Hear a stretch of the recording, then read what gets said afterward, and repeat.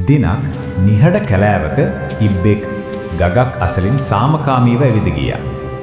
මේ අතරේ බඩගිනිමු නරියෙක් මෙම ඉබ්බාව දැක එය තමාට පහසු බුදුරක් බව සිතා කෙමෙන් කෙමෙන් ඉබ්බාලකට ලං වුණා. ඉබ්බාට අනතුරක සේයාවක් දෙනුණා.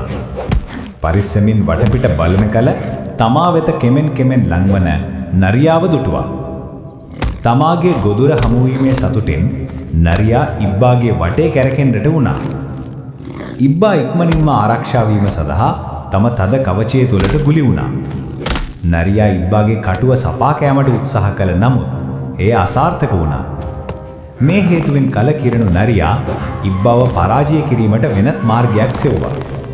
ඉවසීම තමයි ලොකුම පලිහ බව දන සිටි ඉබ්බා සංසුන්ව සිටියා. ඊට පසුව ඉබ්බාව ගම් ඉවුර දෙසට පෙරලා දැමීමට නරියා සැලැස්මක් සකස් කළා. ඉබ්බාද නරියාට තමාව තල්ලු කිරීමට ඉඩදී අසරණ ලෙස රඟපෑවා. වතුර ලංවන විට නරියාගෙන් පරායාම ඉබ්බාගේ සැලසුම වුණා. තම සැලැස්ම සාර්ථක වීමට ආසන්න බව නරියා ආඩම්බරෙන් විශ්වාස කළා. නමුත් සිදු වූයේ නරියා නොසිතූ දේ. වතුරට පෙරලීමත් සමගම ඉබ්බා ඉක්මනින්ම නරියාගෙන් පලා ගියා.